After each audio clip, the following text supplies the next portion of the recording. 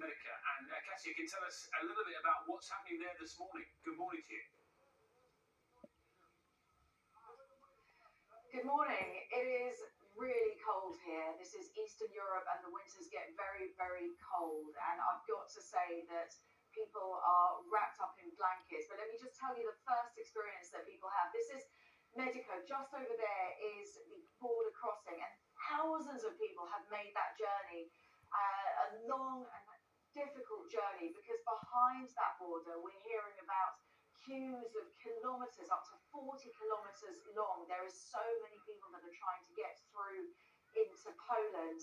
Already, Polish authorities are estimating that around 200,000 people have made the cross since this crisis has started, so just in the matter of a few days. So a huge wave of people coming through. This is the first thing that they are greeted with. The Poles have been setting up, local community groups, local authorities have been setting up tents so that people just have that first initial ability to get a little bit of rest, because they have been travelling for so many hours. We were hearing experiences of up to 30 hours wait at the border, and people have been walking for a very long time.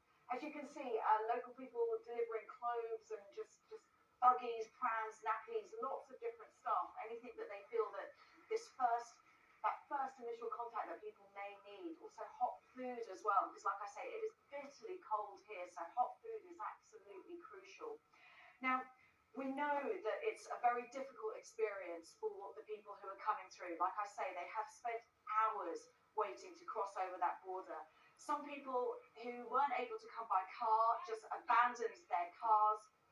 Some people were trying to get on trains from towns like Lviv, and there have been various different reports, especially on social media, about the difficulties that people have had boarding onto those trains.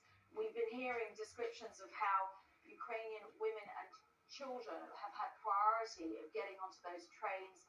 Of course, this is something that on this side of the border is really hard to verify. But I want to talk to one gentleman who was studying in Lviv. His name is Gabriel, and he's literally just crossed over into Poland. And Gabriel, you were telling me a little bit earlier about what happened to you when you were trying to board onto the trains. What happened? What was your experience of trying to get out of Ukraine? It was a very terrible experience for me. Like, last 10 days in Ukraine was very, very difficult for me. Like, it wasn't what I was expecting. The military there was very mean. They were just so mean to us, as if we were no humans. No food, nothing, no support. It was just on your own. All they did was go to your embassy. If your embassy is not there, the rest they leave up to you. And this was in Lviv, just to clarify, this was in Lviv. So how did you get to the border with Poland? Yeah, we walked for like 12 hours from Lviv to Poland. We walked for like 12 hours. Also more than, but mine was like 12 hours with no food and nothing. You just have to. And then when you got to the border, what happened to you? What did you see? That was one of my worst experience. Like, the soldiers that was on duty that day was me. They were just so heartless. Like, they treated us like animals totally. Like, there were no human sympathy in any of them. There was some who love that, who comes around in those places that the soldiers sees, the borders. We saw some of them with some weapons, and we tried to make the soldiers understand that we are seeing these people with weapons, and he said we should go and there's nothing he could do about it.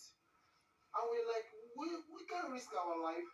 So they started chasing us away, hitting us with wood, and you can see they even hit my leg right here. Gabriel, when you got over the border then, when you were in that bit coming up to the Polish part, what happened? Yeah, well, they were nice to me. At least they work on me, give you food. I had one or two conversations with you. A little bit of relief. I feel like I'm acceptable again. Like, someone lost me back. Thank you so much for sharing your experience. Thank you so much for talking to us. I know you're going to get some hot food now. And it's one of these experiences that we've been hearing about, but again, it's very difficult to verify exactly what is happening. Polish authorities have been adamant that there has been no discrimination in terms of the ethnicities of people coming across, that everybody is welcome. But as you heard from Gabriel's experience, everybody's had a very difficult journey to get here. Now they are here, they're being taken to reception centre points where they can get some rest after so many hours and hours of travelling.